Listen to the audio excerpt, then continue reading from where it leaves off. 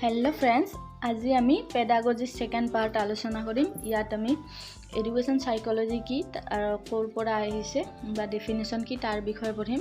सो आहा आमी video start करूँ। मनोविज्ञानर गुरुत्वपूर्ण ब्रांच हल एडुकेशन साइकोलॉजी और मनोविज्ञानर विभिन्न धৰণৰ शाखा আছে যেনে child psychology, social psychology, education psychology और डेभेलपमेंट। एडुकेशन साइकोलॉजी है मनोविज्ञानर गुरुत्वपूर्ण ब्रांच और education psychologic applied branch of psychology बुली कोৱা হয় प्रायोगिक दिश। सो शिक्षा मनोविज्ञानर मूल विषय হৈছে शिक्षा केनेदरे अधिक आकर्षणीय কৰিব पारि আৰু শিক্ষাদানৰ পদ্ধতি কেনেকৈ মনোবিজ্ঞানসন্মত কৰি তুলিব পাৰি, অভিজ্ঞতাসমূহ কেনেকৈ সামাজিক পৰিৱেশৰ লগত প্ৰয়োগ কৰিব পাৰি। শিক্ষা मनोविज्ञानर पितृ बुली एडवार्ड ली थर्नडाइকক कय। एटु बहुत इम्पर्टेन्ट, मनत राखिब। विभिन्न मनोविज्ञाने विभिन्न धৰণৰ शिक्षार संज्ञा दिसे। सो हेया आलोचना करूँ आहक। Definition of education psychology according to Skinner, शिक्षा मनोविज्ञान हल साधारण मनोविज्ञानर हेतु शाखा जी शिक्षा दान और शिक्षा ग्रहण कार्यर लगत जड़ित।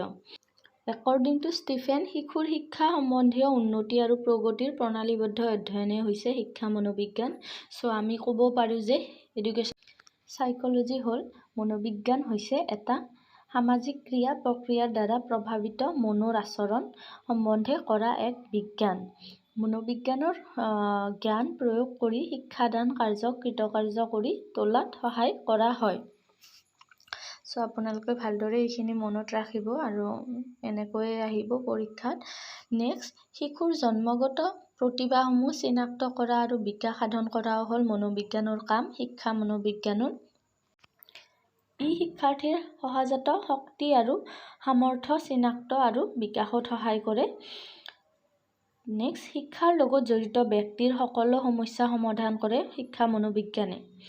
सो शिक्षा मनोविज्ञानर दिक, शिक्षा मनोविज्ञानर तीनिटा दिक আছে। शिक्षण प्रक्रिया, पाठ्यक्रम निर्धारण और शिक्षार्थीर प्रकृति।